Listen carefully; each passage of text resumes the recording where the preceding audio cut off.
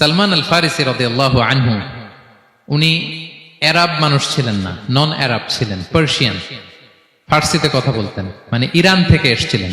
উনি প্রথমে অগ্নি উপাসক ছিলেন। কি ছিলেন?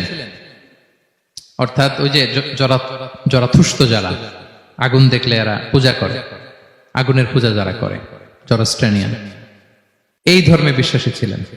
আগুনের পূজা করতেন ইরানে। তিনিও আগুনের পূজা করে, তার বাবাও আগুনের পূজা করে। তো একদিন বাবা একটা কাজে পাঠিয়েছে, ওই কাজ করতে যেয়ে সে খ্রিস্টানদের গির্জা ক্রস করতেছিল। ছোট মানুষ গির্জা ক্রস করতে যেয়ে দেখে খ্রিস্টানরা কেমন যেন আলাদা ইবাদত করে, নামাজ পড়ে। এটা দেখে খুব ভাল লাগছে, তার খুব ভাল লাগছে। বাড়িতে এসে বাবারে বলে, বাবা আমি দেখলাম যে খ্রিস্টানরা তাদের চার্চে গির্জায় নামাজ পড়ে, এটা তো অনেক সুন্দর, আমরা যে আগুনের সামনে যা করি এটার চেয়ে ওইটা সুন্দর। বাবা বলে, খাইছে, ছেলে তো আমার শেষ হয়ে যাবে। তো বলতেছে, না না বাবা, আমরা যে আগুনের উপাসনা করি এটাই ভালো। উনি বলেন, না, আমি অনেক চিন্তা করেছি, ওরা যেভাবে গডের কাছে চায় ওইটা শ্রেষ্ঠ। বাবার সাথে ছেলের, সালমানের অনেক তর্ক বিতর্ক। পরে বাবা ভাবলেন, যদি ওকে না আটকাই তাইলে প্রভাবিত হয়ে সে খ্রিস্টান হয়ে যেতে পারে। তো ঝগড়া তর্ক বিতর্ক শেষে তার পিতা তাকে শেকলবন্দি করলো। কি করলো? পায়ে শেকল লাগায় রাখছে। কিন্তু ছেলে তো মনে মনে খ্রিস্ট ধর্মের প্রতি আকৃষ্ট হয়ে গেছে। তো ওই খ্রিস্টানরা তার সাথে লুকিয়ে যোগাযোগ করত।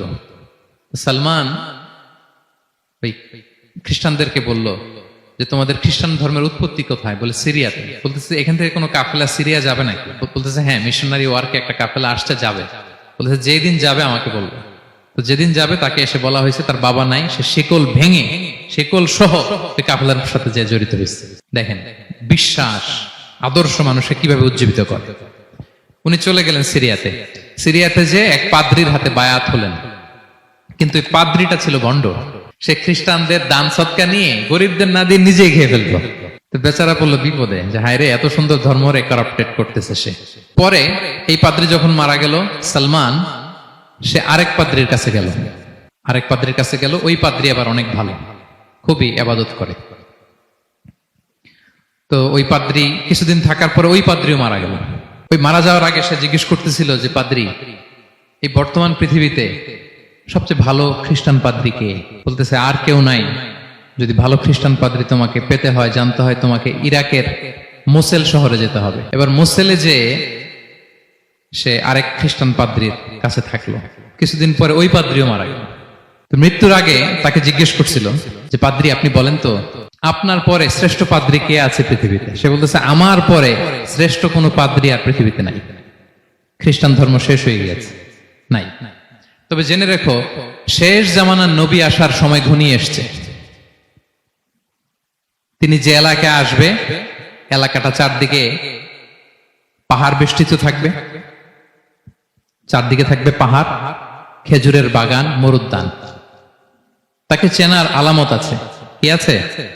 আলামত আছে। এক নম্বর আলামত হচ্ছে, ওই শেষ নবীকে দানের খাবার দিলে তিনি খায় না, কিন্তু উপহার দিলে সে নেয়, খায়। আর তার পিঠে দুই কাঁধের মাঝখানে একটা নবুয়তির মোহর আছে। সুবহানাল্লাহ। যদি পারো তার কাছে যে বায়াত হো। সালমান আল ফারিসি পাগল হয়ে গেছে ওনার সন্ধান পাওয়ার জন্য। কিভাবে যাবে, কিভাবে যাবে? তো উনি কিছু ছাগল পালতেন। একটা কাফেলা তিনি পেলেন, যে কাফেলা আরব কাফেলা, বনু কালবের কাফেলা, আরব দেশে যাচ্ছে। তাদের সাথে তিনি চুক্তি করলেন যে, আমার যত ছাগল আছে এই ছাগলগুলো তোমাদের দিয়ে দিব, তোমরা কি ওই এলাকায় আমাকে পৌঁছে দিবা? তারা বললেন, হ্যাঁ, পৌঁছে দিব। সব ছাগল দিয়ে দিলেন, রওনা হইলেন ওই এলাকায়। মাঝপথে তারা তার সাথে জুলুম করলো, অন্যায় আচরণ করলো। তাকে দাস হিসেবে বিক্রি করে দিল ইহুদিদের কাছে।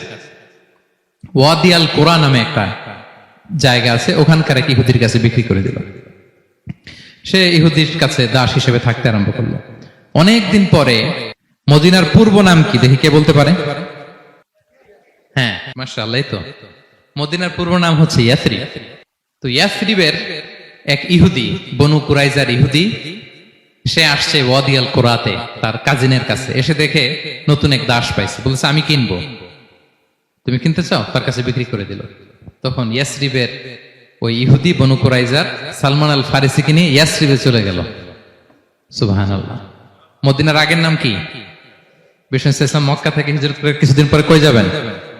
সত্যের অনুসন্ধানী যদি আপনি হন, সত্য আপনি পাবেনই, সত্যের কাছে আপনি পৌঁছাবেনই, এতে কোনো সন্দেহ নাই। দেখেন বিষ্ণু ইসলাম ওই এলাকায় আসবেন, আসার আগে আল্লাহ তাআলা সালমানকে নিয়ে ওখানে পৌঁছায় দিয়েছে।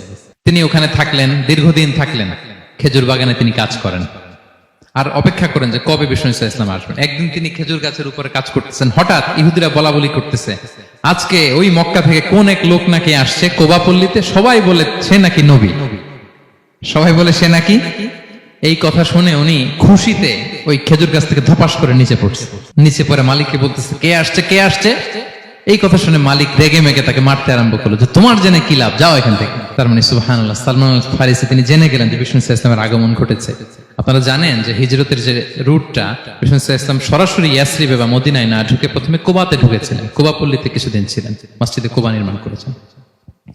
তো তিনি তো সত্যের সন্ধানী হয়ে পাগল, আল্লাহর কাছে সবসময় দোয়া করতেন, আল্লাহ সেই আখির জামানার নবীর সন্ধান যেন আমি পাই। সালমান আল ফারিসি রাদিয়াল্লাহু তাআলা আনহু, ওই যে তার পাদ্রীর শিখিয়ে দেয়া যে আলামত, তিনি দেখলেন ঠিকই তো ইয়াসরিবের দুই দিকে হাররা আছে, মানে পাহাড় বেষ্টিত, আবার খেজুরের বাগান আছে। এবার তিনটা যে আলামত দিয়েছিল, ওই আলামত চেক করার জন্য কিছু খেজুর নিয়ে কুবায় চলে গেলেন। কুবায় যেয়ে দেখেন বিষ্ণু ইসলাম সাহাবাদের নিয়ে বসা। তো তিনি বিষ্ণু ইসলামের সাথে পরিচিত হয়ে বললেন, এই যে কিছু সাদাকার খেজুর আমি আপনার জন্য এনেছি, নেন। বিষ্ণু ইসলাম বললেন, ওই যে ওদেরকে দাও, ওই যে গরিব সাহাবারা, ওদেরকে দাও। বিষ্ণু ইসলাম খেলেন না, সে মনে মনে বলতেছে, এই তো একটা পেয়ে গেছে, একটা পেয়ে গেছে। উনি কিন্তু খায় নাই, ধরেও নাই, বলতেছে যে ওদেরকে দাও। দিল, সাহাবারা খেল। এরপর বিষ্ণু ইসলাম কুবা থেকে মদিনায় চলে গেলেন, তখনও মদিনার নাম হয়নি, ইয়াসরিবে গেলেন। এবার কিছুদিন পরে আরো কিছু খেজুর নিয়ে সালমান রাদিয়াল্লাহু তাআলা আনহু বিষ্ণু ইসলামের কাছে গেলেন। এবার যে বললেন, কিছু খেজুর আমি উপহার হিসেবে আপনার জন্য এনেছি, আপনি কি গ্রহণ করবেন? বিষ্ণু ইসলাম বললেন, অবশ্যই গ্রহণ করবো। বলেই তিনি একটা নিয়ে খেতে শুরু করলেন,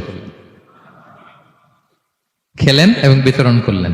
মহা খুশি, এই তো পেয়ে গেছি দুইটা সাদাকার খেজুর, বলেছি ধরেও নাই, খায় নাই। যখনই বললাম উপহার, খেয়েছে। এবার বাকি রইল কয়টা? সেটা কি? নবুয়তের সিলমোহর, দ্য সিল অফ প্রফেসি। এটা তো দেখা এত সহজ না, যদি এদিকে থাকে, জামা পরে থাকলে দেখা যাবে। তো এটার জন্য প্রায় যায়, কিন্তু ব্যাটে বলে হয় না, ট্রাই করে কিন্তু দেখা যায় না। একদিন তিনি গেলেন, এবং এটার জন্য তো পিছে পিছে থাকতে হবে, কি বলেন? কথা নেই বার্তা নেই, হুট করে পিছু পিছু ঘোরা যায় নাকি কারো? একদিন একটা উপলক্ষ তৈরি হলো, সেটা কি? বিষ্ণু ইসলাম, এক সাহাবী মারা গেলেন বাকিউল গারকাদে, মানে যেটাকে আমরা জান্নাতুল বাকি বলি, ওই কবরস্থানে ওই লাশ নিয়ে যাচ্ছে, সবার সাথে সাথে বিষ্ণু ইসলামও যাচ্ছে। তো এখন তো একটা সুযোগ, পিছনে পিছনে যাওয়া যায়, কি বলেন?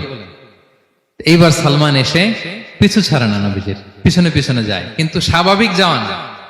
একটা আছে সিম্পলি হাঁটা, এরকম না, একবার এদিকে যায়, একবার ওদিকে যায়, একবার এদিকে যায়। আর অন্য সাহাবারা মনে মনে ভাবে, ঘটনা কি, এরকম করে কেন লোকটা?